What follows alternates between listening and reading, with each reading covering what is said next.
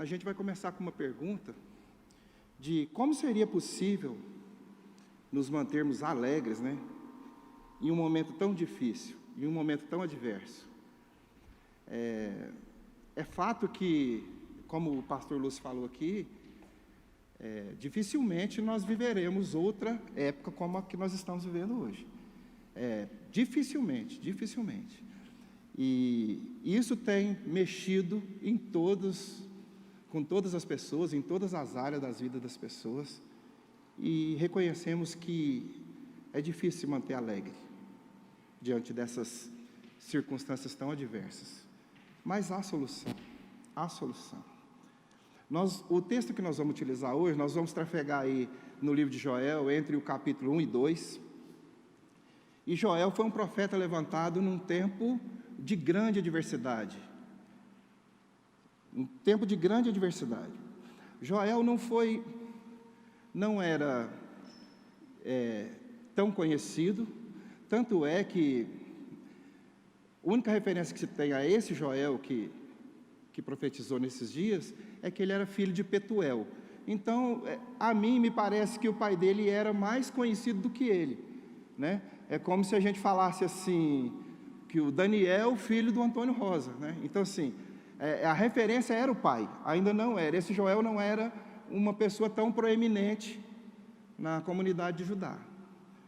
Mas Deus faz assim, Deus não escolhe, às vezes, e muitas das vezes, não escolhe os mais capacitados. E nesse tempo, Deus escolheu Joel, o levantou no meio de uma circunstância onde as autoridades constituídas já não conseguiam mais resolver, nem juízes, nem sacerdotes e nem reis. Tanto é que nesse livro eles nem são citados. Era uma situação devastadora, calamitosa, e eu vou ler aqui e depois a gente vai trabalhar com os aspectos dessas circunstâncias que eles viveram lá. O profeta Joel, é bem provável que ele tenha encontrado muita resistência, porque as pessoas não tinham ânimo, não tinham entusiasmo. E vocês vão ver pelo texto que profetizar restauração, e primeiro profetizar exortação e depois restauração, era muito difícil naquele tempo, nas circunstâncias que eles viviam. Nós podemos ler então Joel, capítulo 1, do versículo 1 ao 12. A palavra do Senhor veio a Joel, filho de Petuel. Ouçam isto, anciãos, escutem todos os habitantes do país. Já aconteceu algo assim nos seus dias? Ou nos dias dos seus antepassados? Contem aos seus filhos o que aconteceu, e a eles aos seus netos, e os seus netos à geração seguinte. O que o gafanhoto cortador deixou, o gafanhoto peregrino comeu. O que o gafanhoto peregrino deixou, o gafanhoto devastador comeu. O que o gafanhoto devastador deixou, o gafanhoto devorador comeu. Acordem bêbados e chorem. Lamentem-se todos vocês bebedores de vinho. Gritem por causa do vinho novo, pois ele foi tirado dos seus lábios. Uma nação poderosa e inumerável invadiu a minha terra. Seus dentes são dentes de leão e suas presas são de leoa. Arrasou as minhas videiras e arruinou as minhas figueiras. Arrancou-lhes a casca e derrubou-as, deixando brancos os seus galhos. Planteiem como uma virgem em vestes de luto, que se lamenta pelo noivo da sua mocidade. As ofertas do Senhor, as ofertas de cereal e as ofertas derramadas foram eliminadas do templo do Senhor. Os sacerdotes que ministram diante do Senhor estão de luto. Os campos estão arruinados, a terra está seca, o trigo está destruído. O vinho novo acabou, o azeite está em falta. Desesperem-se, agricultores, chorem, produtores de vinho. Fiquem aflitos pelo trigo e pela cevada, porque a colheita foi destruída. A vinha está seca e a figueira murchou. A romanceira, a palmeira, a macieira e todas as árvores do campo secaram. Secou-se mais ainda a alegria dos homens. Muito atual esse texto, né? Parece que Joel estava vivendo os dias de hoje. Para vocês terem uma ideia, era uma sociedade agropastoril. E os gafanhotos, e segundo estudiosos, é literal, eram os gafanhotos mesmo, eles destruíram tudo o que havia sobre a terra. Tudo o que havia de vegetação para alimentação foi tudo devastado. Figueiras, vinhedos, cereais, trigo, não tinha mais nada. Com isso, houve uma afetação também do culto ao Senhor. Porque naquele tempo, cultuar a Deus implicava em levar ofertas ao templo. E isso fez com que houvesse também um distanciamento do povo com o seu Deus. Então vejam bem, era uma situação onde havia devastação, seca. Se vocês continuarem no texto, vai dizer que os rios eram secos, as plantas não nasciam debaixo dos torrões, porque não tinha nada. Imaginem a situação catastrófica que viviam naqueles tempos. Então, o cenário era muito devastador. No verso 2, assim como nos dias de hoje, Joel diz o seguinte: já houve outro tempo como esse? Nunca houve. Conte isso para as próximas gerações, porque jamais aconteceu o que está acontecendo hoje, na época de Joel. Então, os recursos físicos estavam exauridos. Não tinha o que comer, não tinha animais, não tinha nada. Houve um afetamento significativo da maneira, do método como as pessoas se relacionavam com Deus naquele tempo, que era através de ofertas, através das idas constantes ao templo. E, acima de tudo, havia uma incapacidade humana de reverter a situação, porque não adiantava ali que o cara tivesse o melhor implemento agrícola, não adiantava ali que ele tivesse o melhor trator, as melhores sementes, porque a terra estava estéril, não dava. A sociedade, economicamente falando, estava falida. Imagina que tudo que se produzia era trocado, era escambo. Eu produzia um cereal, trocava com um animal, e não tinha mais nada, moeda de troca não existia mais, Então esse é o cenário que Joel encontrou naquela época, e como os profetas são atuais quando a gente olha para os dias de hoje, né? É muito parecida a situação que a gente tem vivido. O nome de Joel significa o Senhor é Deus. E esse livro, que são apenas 3 capítulos, ele trata basicamente de ele é dividido em 2 etapas. Uma, onde Joel descreve o juízo de Deus, porque não há dúvidas, amados, que ali, naquele momento, Deus havia se manifestado de maneira a trazer o seu povo para um arrependimento. Então, as catástrofes que tinham acontecido ali, havia sim, com certeza, a mão de Deus sobre aquele povo. E, de maneira muito peculiar, Deus, assim como lá em Deuteronômio 28, Deus falou que mandaria gafanhotos.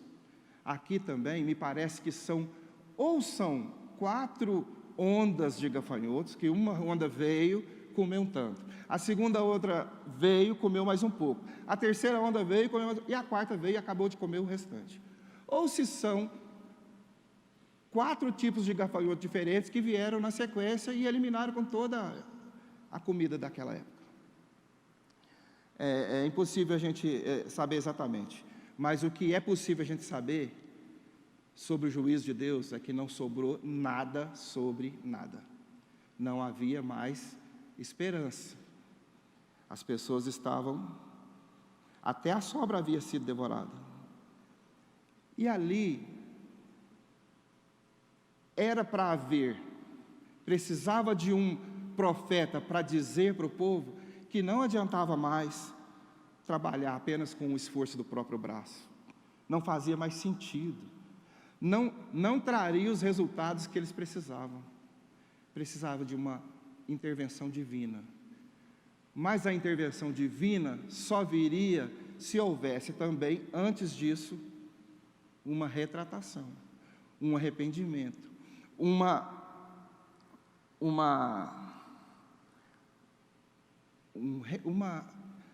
renovação espiritual. O povo precisava de se arrepender para que Deus pudesse fazer com que a sua vontade fosse feita.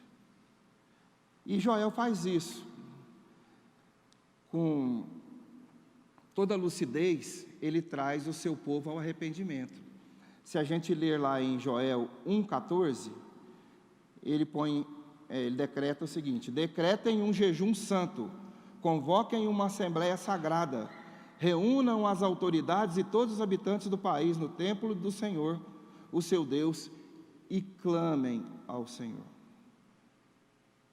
Ele convoca o povo para um clamor, entendendo que já não havia mais condições das pessoas fazerem da sua própria mente, resolverem com seus próprios recursos, com seus próprios argumentos. Não havia inteligência, não havia dinheiro, não havia nada que pudesse tirar o povo daquela situação.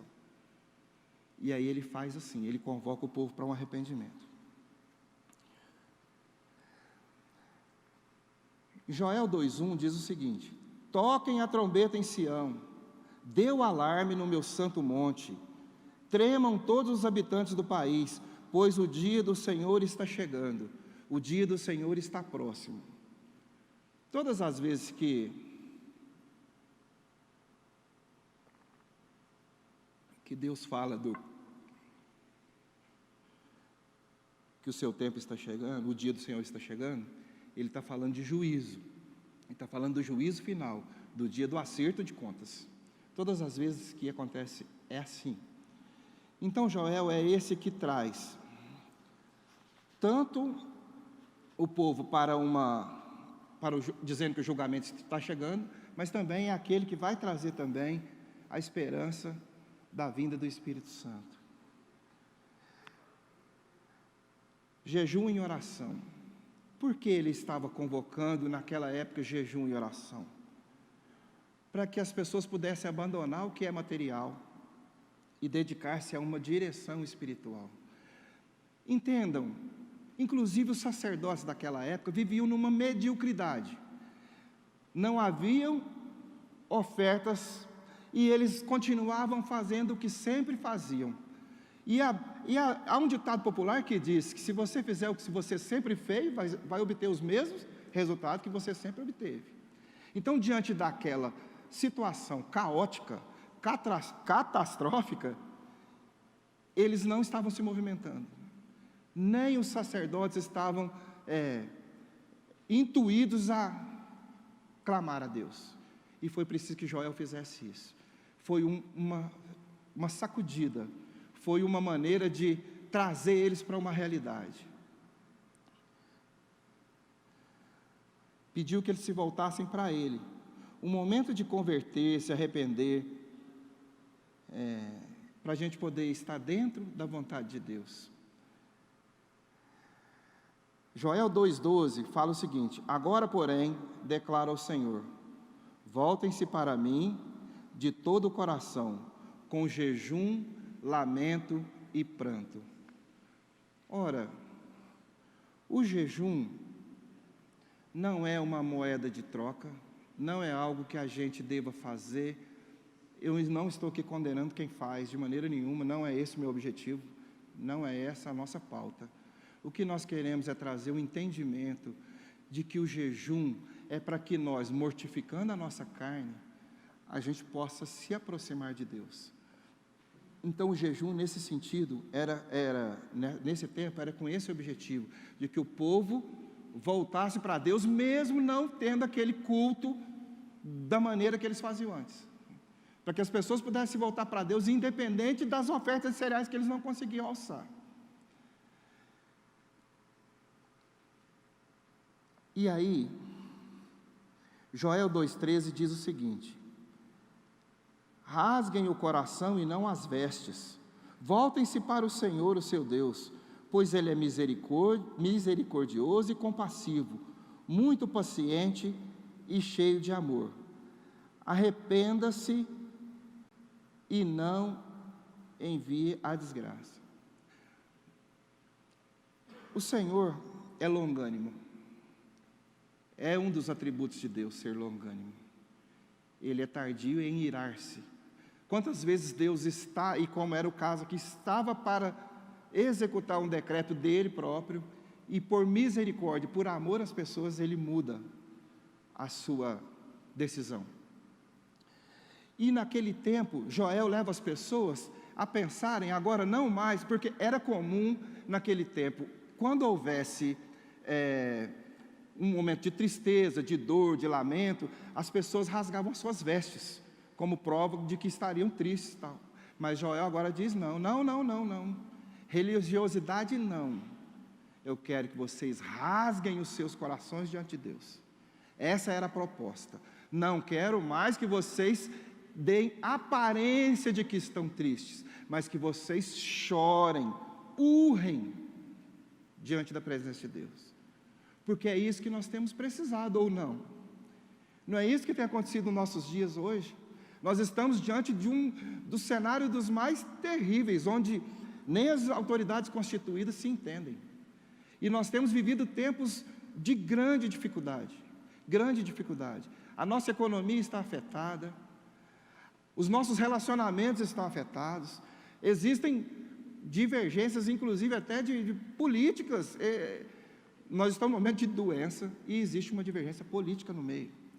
Então nós estamos precisando nos arrepender, rasgar o nosso coração e entregar a nossa causa às mãos do Senhor. Dizer, Senhor, realmente, eu estou triste, mas é de todo o meu coração, e eu quero mudar o meu jeito de ser, eu quero mudar o meu comportamento, eu quero me transformar, eu quero me arrepender, eu quero me converter. Em algumas Bíblias dizem conversão, porque muitos de nós dizem que são cristãos, mas vivem divididos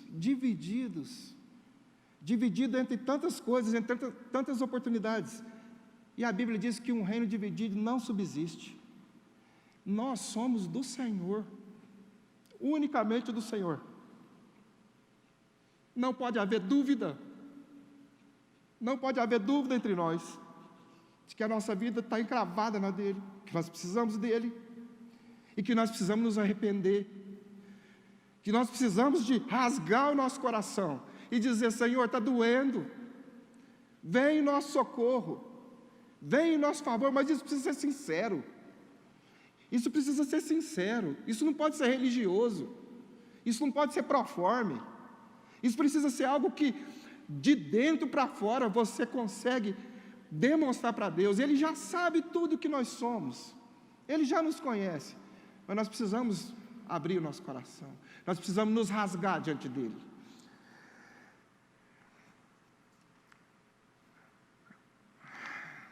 A situação era muito grave. E tempos como aquele, ou talvez como esse que nós estamos vivendo hoje, em 2020, no mundo, servem como prelúdio, como presságio, para que Deus possa realizar um grande avivamento. Para aqueles que são crentes, sejam mais crentes. Para aqueles que um dia entregaram sua vida para Jesus, repensem, relembrem do seu primeiro amor e voltem a praticar aquelas obras que praticavam antigamente. Porque é hora de urrar, é hora de prantear, é hora de rasgar o coração diante de Deus e dizer, Senhor, nós não conseguimos, dói, nós não temos condições. Pare de pensar que vai vir um cientista e vai resolver tudo. Uma vacina, por melhor que seja, daqui 1 ano ou mais é que ela vai poder atuar. E nós estamos falando aqui da pandemia, eu estou dizendo da pandemia especificamente, mas e as nossas vidas? Quantas tragédias têm acometido os lares das pessoas? Separações, uso de drogas. Nós precisamos entender que em nenhuma dessas circunstâncias nós somos capazes. O nosso braço forte não é nada. Nós precisamos entender que a nossa causa tem que ser entregue nas mãos daquele que é o único que pode resolver. Se nós decidirmos entregar a nossa vida de verdade, com todo o nosso arrependimento, clamando, pedindo a Deus por transformações, Ele vai nos atender, como vai ser o caso aqui. Como vai ser o caso aqui. Naquela época, Deus fez isso. E por que Ele não fará isso por nós, amados? Na verdade, Ele está esperando isso de nós. Ele está esperando que todos nós possamos entender, ser sensíveis ao momento que nós estamos passando e sairmos do marasmo, sairmos da mediocridade que temos vivido enquanto cristãos. Deus tem nos trazido para um novo tempo. Gente, nós precisamos, somos carentes e dependentes dessa misericórdia, desse Deus maravilhoso. Nós não conseguimos por nós mesmos nada. Pare com isso. Pare de pensar que você é o bambambam. Nem eu, nem você somos capazes de agir diante dessa pandemia que nós temos vivido. Não conseguimos, não conseguimos. E não é tarde para que a gente se volte para o Senhor. Não é tarde, de maneira nenhuma. Eu tenho plena convicção, eu vivo esse Deus que é capaz de transformar toda e qualquer situação. E vocês também. Vocês conhecem esse Deus. Clamem a Ele. Agora é a hora de clamar a Ele. Porque muitas das vezes é fácil quando a gente fala assim, você precisa procurar a Deus. Não, agora não é o outro, é você. É você que precisa procurar. É você que precisa se rasgar diante de Deus e dizer que você não consegue, que está difícil, lá na imobiliária, que está difícil no consultório, que está difícil no banco. Está difícil, gente, está difícil, mas não está impossível. Nosso Deus não é o Deus do impossível. A gente não canta isso. Vamos viver isso.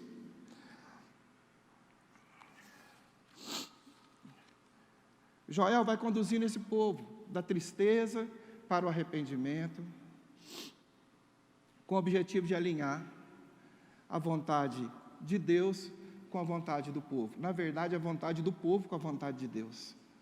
O povo estava distante, o povo estava vivendo dissolutamente, mas Deus traz Joel para mudar essa situação. Em Joel 2,18, nós temos: então o Senhor mostrou zelo por sua terra e teve piedade do seu povo. Com esse clamor, jejum e oração, o povo ouviu a voz de Deus, se arrependeu e alinhou-se com a vontade do Pai. E quem é que debaixo da mão poderosa de Deus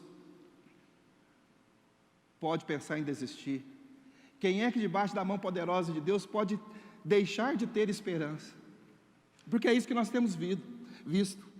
Quantas pessoas, além de desesperadas, estão desesperançadas diante de tudo isso que tem acontecido?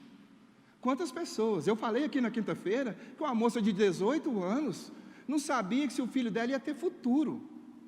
Qual seria? Como eu vou criar meu filho? O filho de 2 anos. Como eu vou criar meu filho? E nós somos esses, que agora, com o nosso coração rasgado, nós arrependidos, nós com as nossas vestes limpas, nós prontos agora, esperançosos, alegres no Senhor, porque esse é o tema. Alegres no Senhor. Agora nós somos esses que vamos nos achegar às outras pessoas que precisam. Nós somos esses que vamos dar a mão para aquele que está desesperançado. Ou vem aqui. Tem solução. Tem esperança. A esperança está em Deus, no nosso Salvador. Joel traz essa esperança. E eu estou aqui porque naquele tempo Deus levantou profetas. No meio do povo ele pensava um profeta para falar aquilo que ele queria falar com o seu povo. Hoje todos nós somos profetas. Todos nós estamos aqui para levar essa esperança para os outros. Desde que, uma vez arrependidos, com o nosso coração contrito, com o nosso coração rasgado, entregues, cheios da graça de Deus para poder operar. Porque o poder de Deus, nós vamos ser usados por Deus para que outras pessoas possam também sair da situação que estão se encontrando hoje. Nós somos esses, a igreja de Jesus Cristo foi chamada para isso. Hoje, assim como naquele tempo, eu quero não me passar pelo profeta Joel, mas eu quero trazer uma proposta para que a gente possa jejuar, para que a gente possa clamar e que a gente possa se lamentar diante do nosso Todo-Poderoso, porque Ele há de nos ouvir, Ele há de nos ouvir. Precisamos de sinceridade, precisamos de transparência no nosso relacionamento com Deus. Nós não podemos continuar como estamos. Nós, como igreja do Senhor, não podemos viver uma vida de quem, na gíria popular, passa um pano. Nós não estamos aqui para passar pano. Nós estamos aqui para ser aqueles que vão mesmo levar essa esperança para outras pessoas. Primeiro a esperança vem para nós. Depois, agora, nós vamos espalhar essa esperança para o mundo, tão desesperançado, tão desesperançado. Nós temos motivos para crer que essa pandemia possa até durar mais um pouco. Nós não sabemos, ninguém sabe. Esse gafanhoto que hoje nos aflige, ele não é visível como foi aquela nuvem de gafanhotos que passou por cima de tudo. Mas ele é presente e ele tem feito estrago. Não só nas nossas finanças, não só na nossa vida profissional, mas ele tem feito um estrago no nosso relacionamento com Deus. Nós temos nos distanciado de Deus com essa desculpa, com esse argumento de que estamos passando por uma crise. Agora é o contrário. É diante dessa crise que nós temos que nos aproximar dele. É diante dessa crise que nós temos que nos entregar de fato, de verdade, num relacionamento total. Nós somos do Senhor e Ele há de alegrar os nossos corações, assim como Ele vai fazer com outros que nós vamos levar. Nós somos esse povo escolhido. Em meio a essa adversidade, nós é que vamos trazer essas boas novas de alegria para esse povo. Gente, nós somos o povo de Deus, nós somos o povo de Deus, geração santa, povo escolhido para anunciar as virtudes daquele que nos chamou das trevas para a sua maravilhosa luz. Nós somos esses. Eu sou muito, não vou dizer empolgado, eu sou muito resolvido no meu relacionamento com Deus.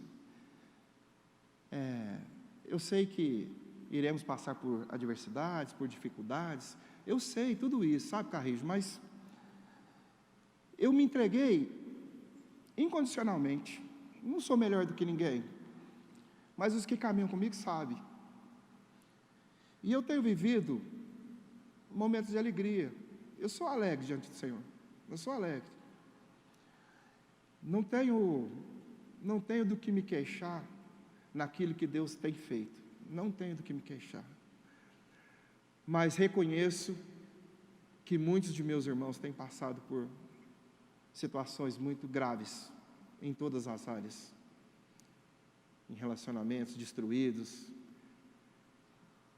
filhos com problemas em drogas, nós temos visto isso, mas Deus pode e vai fazer tudo novo em nossas vidas, desde que nós nos disponhamos a isso. Precisa haver a nossa disposição de querer nos reconciliar com o Pai. Joel trouxe, ao mesmo tempo, esse prenúncio de que o dia do Senhor estava chegando. Mas ele trouxe também a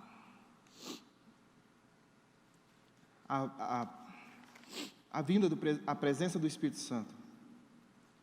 Eu vou, só falta...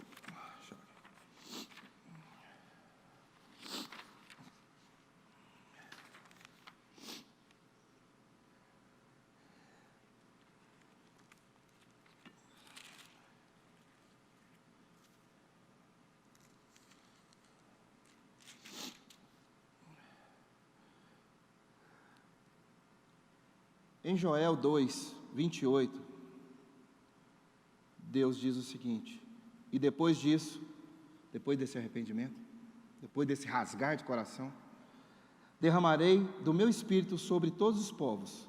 Os seus filhos e suas filhas profetizarão, os velhos terão sonhos, os jovens terão visão. Até sobre os servos e as servas derramarei do meu espírito naqueles dias.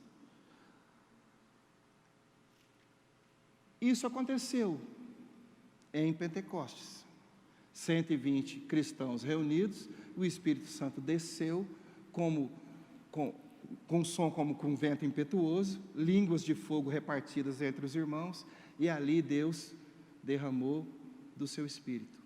Então a promessa de Joel foi cumprida lá em Pentecostes. E essa promessa é para nós hoje. O Espírito Santo de Deus habita em nós. Que nós tenhamos essa convicção, essa coragem para anunciar que Deus é o Deus da esperança.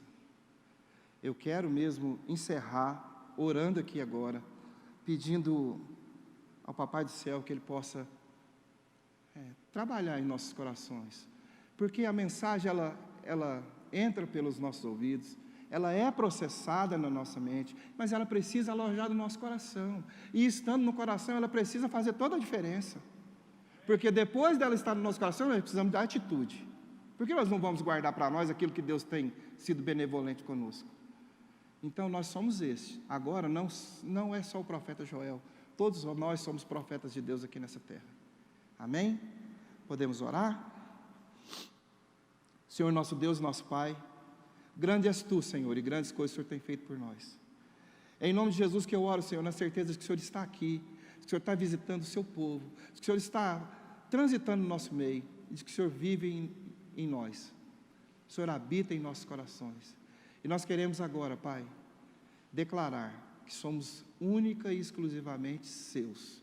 Nós queremos rasgar os nossos corações diante do Senhor e dizer que nós nos arrependemos, dizer, Senhor, que nós precisamos de transformação e mudança em nossas vidas. Nós queremos sair da mediocridade, nós queremos, Senhor, estar em alto nível contigo, nós queremos ter muita intimidade com o Senhor, porque o Senhor é Deus, o Senhor nos ama, o Senhor é compassivo, misericordioso, longânimo, e nós te amamos e precisamos, somos dependentes e carentes da Tua glória, do Teu favor e da Tua boa mão sobre nós.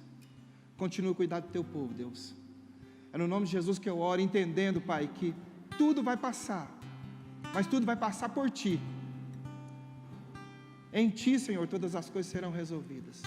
Nós entendemos que não somos capazes, que o nosso braço forte não é capaz de transformar a situação que nós temos vivido hoje. Faz, Senhor, o Teu querer e o Teu concretizar na vida de cada um dos meus irmãos. É no nome de Jesus que eu oro, na certeza de que o Senhor está aqui e na certeza de que o Senhor tem feito infinitamente mais do que pedimos ou pensamos. Amém.